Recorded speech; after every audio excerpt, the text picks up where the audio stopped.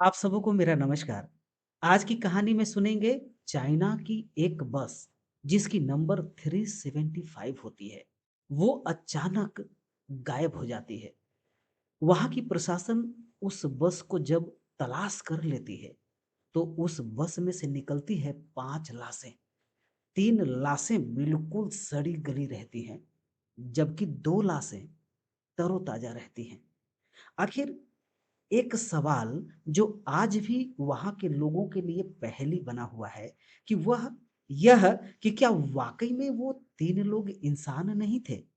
क्या वे सचमुच में भूत थे? चीन के बीजिंग शहर में एक ऐसी घटना घटने का दावा किया जाता है, जिसकी वजह से आज भी देर रात लोग बसों में सफ़र करने से डरते हैं। वहाँ करीब 2 दशक से भी ज़्यादा समय से रूट नंबर 375 की भूतहा बस की कहानी सुनाई जाती रही है। कहानी में कितनी सच्चाई है, इसे लेकर कुछ भी कहना सही नहीं है। हालांकि बीजिंग की तमाम वेबसाइट समेत कई अंग्रेजी वेबसाइट्स पर इसे लेकर काफी कुछ बताया गया है। क्या है 27 साल पुरानी कहानी? जानते हैं कहानी के माध्यम से। बात 14 नवंबर 1995 की है। नवंबर का महीना था, इसलिए ठंड भी अपने चरम पर थी। घने कोहरे के साथ सर्द हवाएं तेजी से बह रही थी। इस दौरान चीन की रूट नंबर 375 बस अपने निर्धारित समय पर युआन मिंग हंस बस टर्मिनल से जियांग san यानी फ्रैंगरेंट हिल के लिए निकलती है। बस यात्रियों से खचाखच भरी हुई थी। हालांकि जैसे जैसे स्टेशन आते जाते यात्री भी धीरे धीरे कर बस से उतर जाते। देखते ही देखते अब बस पूरी तरह से खाली हो चुकी थी। बस में अब एक ड्राइवर और एक महिला कंडक्टर ही बचे थे। फ्रैंगरेंट हिल का सफर अभी लंबा था, क्योंकि अभी और 7 स्टॉप बचे थे। लगभग आधी रात का समय हो चुका था। चारों ओर सन्नाटा पसरा था। जिस रास्ते से यह बस जा रही थी, वह गांव और घने जंगलों के बीच से होकर गुजरता था।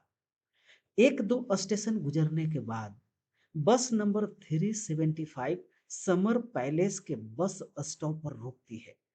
यहाँ से एक वृद्ध महिला, एक 19 साल का लड़का और एक कपल बस में चढ़ जाते हैं। यंग कपल ड्राइवर के पीछे वाली सीट पर, तो लड़का बस के गेट की साइड वाली सीट पर जाकर बैठ जाता है। वही वृद्ध महिला लड़के के ठीक पीछे बैठी होती है। अब बस में कुल 6 लोग थे, 4 यात्री और 2 बस कर्मचारी। बस दोबारा अपनी मंजिल की ओर चल पड़ती है। अंदर का माहौल एकदम शांत था।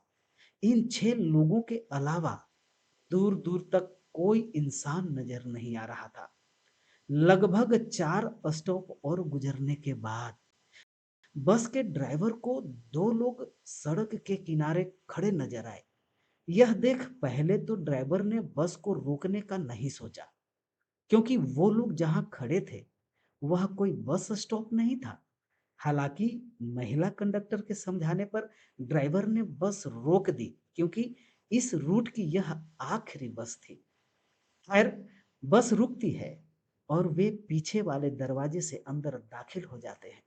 तभी हैरान कर देने वाली बात यह हुई कि बस में 2 नहीं बल्कि 3 लोग अंदर आए, जबकि बाहर केवल 2 ही लोग दिखे थे। उनमें से 2 व्यक्तियों के चेहरे बिल्कुल सफेद थे, आम लोगों से भी ज्यादा सफेद। और तीसरे व्यक्ति को उन्होंने अपने कंधे के सहारे खड़ा कर रखा था।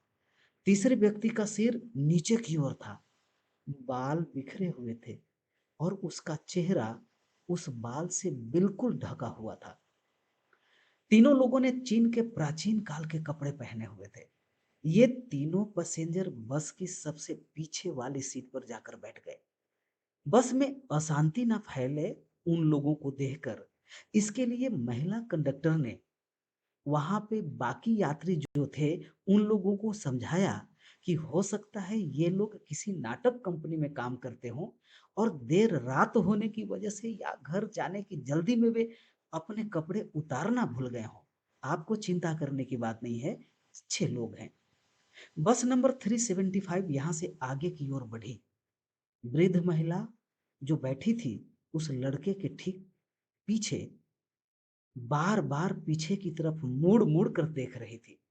अगला स्टॉप आता है तो यंग कपल वहां उतर जाते हैं। तो बस में कुल 7 लोग थे।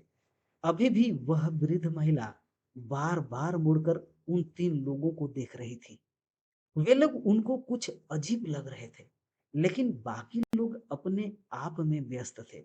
महिला कंडक्टर भी ड्राइवर से बात करने में व्यस्त हो गई। करीब 2-3 किलोमीटर ऐसे ही आगे जाने के बाद वृद्ध महिला अपने आगे बैठे हुए लड़के को एक तमाचा लगा देती है। महिला जोर से चिल्लाती है और कहती है, मेरा पर्स कहाँ है? मुझे जल्दी वापस करो। यह सुनकर महिला कंडक्टर वृद्ध महिला से कहती है, आपका पर्स इसने नहीं चुराया है, यह तो आपके आगे बैठा हुआ है। लड़के ने भी अपनी सफाई में यही बात कही, लेकिन वृद्ध महिला अपनी बातों पर अड़ी हुई थी। वह लड़के को पुलिस के हवाले करने की बातें करने लगी। ड्राइवर और महिला कंडक्टर वृद्ध महिला को समझाते रहे, लेकिन वह नहीं मानी। उसने ड्राइवर को अगले स्टॉप पर बस रोकने के लिए कहा। बस रुकते ही वृद्ध महिला ने लड़के का कॉलर पकड़कर घसीट कर नीचे उतार दिया बस से। फिर बस वहां से अपनी मंजिल की ओर निकल पड़ती है। अपने साथ हुई इस घटना से लड़का बहुत परेशान हो चुका था। लड़के ने वृद्ध महिला से कहा, मैंने आपका पर्स नहीं चुराया और आपके गलत इल्जाम की वजह से मेरी यह आखिरी बस भी छूट गई। अब मैं घर कैसे जाऊंगा? और आप मुझे कौन से पुलिस स्टेशन लेकर जा रही हैं? क्योंकि यहाँ आस-पास तो कोई पुलिस स्टेशन है ही नहीं। तभी वृद्ध महिला एक लंबी गहरी सांस भरने के बाद लड़के से कहती है, मैंने तुम्हें पुलिस स्टेशन ले जाने के लिए बस से नहीं उतारा और ना ही तुमने मेरा पर्स चुराया है। यह इल्जाम मैंने तुम्हारी जान बचाने के लिए लगाया था। वृद्ध महिला कहती है, याद है तुम्हें वे 3 व्यक्ति जो बस में आखिरी में चढ़े थे? मैं पूरे रास्ते उन पर नजर रखे हुए थी। मुझे शुरू से वे लोग अजीब लग रहे थे। रास्ते के दौरान जब मैंने उनकी ओर देखा तो दंग रह गई। तेज हवा के कारण उनके कपड़े उड़े थे और तभी मैंने देखा कि उनके पैर ही नहीं है। मुझे अपनी आंखों पर विश्वास ही नहीं हुआ। ऐसा लगे जैसे मैंने कोई सपना देखा हो। मैं लगातार उन पर नजर रखे हुए थी। तभी तीसरा व्यक्ति जो उन दोनों के कंधों पर था, उसका चेहरा मुझे दिखा। यह देख मैं समझ चुकी थी कि वह कोई इंसान नहीं है। मुझे जितना जल्दी हो सके उस बस से उतरना था और तुम्हारी भी जान बचानी थी। इसलिए मैंने अपना पर्स चोरी होने का झूठा इल्जाम तुम्हारे ऊपर लगाया, ताकि उन लोगों को कोई शक भी ना हो और हम दोनों उस बस से सही सलामत नीचे उतर जाएं। इसके बाद वृद्ध महिला और लड़का तुरंत वहां से पुलिस स्टेशन ढूंढते ढूंढते पुलिस स्टेशन पहुंच जाते हैं और पुलिस कर्मचारियों को अपने साथ घटी इस घटना के बारे में बताते हैं। हालांकि यहाँ कोई भी उनकी बातों पर यकीन नहीं करता। पुलिस उन्हें वापस घर लौट जाने की सलाह देती है। इसके बाद वृद्ध महिला और लड़का अपने अपने घर चले जाते हैं। अगले दिन 15 नवंबर की सुबह पुलिस को सूचना मिलती है कि इवान मिंग हॉन्स बस टर्मिनल से फ्रैंकरेंट हिल तक जाने वाली रूट नंबर 375 बस गायब है। बस अपने निर्धारित टर्मिनल तक नहीं पहुंची थी। इसके बाद बिना देरी किए वृद्ध महिला और उस लड़के को पुलिस स्टेशन बुलाया गया। यहाँ उनकी बातें रिकॉर्ड की गई और देखते ही देखते यह खबर पूरे चीन के बीजिंग में आग की तरह फैल गई थी। रूट नंबर 375 की बस गायब है। पुलिस काफी मशक्कत और छानबीन करने के बाद भी बस नंबर 375 का पता नहीं लगा पाई। यहाँ तक कि पुलिस ने सारे सीसीटीवी कैमरे तक खंगाले, मगर कुछ पता न चल सका। 16 नवंबर को पुलिस को सूचना मिलती है कि एक बस नदी में गिरी हुई है। यह वही बस थी। पुलिस क्रेन की मदद से उस बस को नदी से बाहर निकालती है। बस के अंदर कुल 5 लोगों की लाश थी। 2 लाशों की पहचान ड्राइवर और एक महिला कंडक्टर के रूप में की गई। इस दौरान चौंकाने वाली बात यह रही कि कंडक्टर और ड्राइवर की लाश से अलग बाकी 3 लाशें बुरी तरह से सड़ चुकी थी। उन लाशों से बहुत बदबू आ रही थी। इतना ही नहीं, मामले को लेकर जब डिपो से संपर्क किया गया, तो पता चला कि बस में इतना फ्यूल ही नहीं था कि वह 100 किलोमीटर आगे तक जा सके। इसके बाद फ्यूल टैंक खोलकर देखा गया, तो लोगों के होश उड़ गए।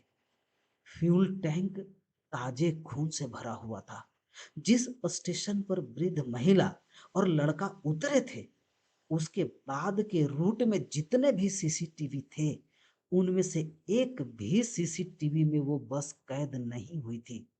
यह घटना 1995 की है। सबसे बड़ी घटना थी जिसे ग्लोबल टाइम्स ने अपने चैनल पर दिखाया था। बाल बाल बचे वृद्ध महिला और उस लड़के को लोग भाग्यशाली समझने लगे। ऐसे में एक सवाल जो आज भी लोगों के लिए पहेली बना हुआ है, वह यह कि क्या वाकई वो 3 लोग इंसान नहीं थे? क्या वे सचमुच भूत थे? दोस्तों, कभी-कभी जीवन में हम और आप किसी भी चीज पे भरोसा नहीं करते, यकीन नहीं करते। हमारे और आपके यकीन करने से ऐसा नहीं हो सकता कि उनका अस्तित्व दुनिया में नहीं है।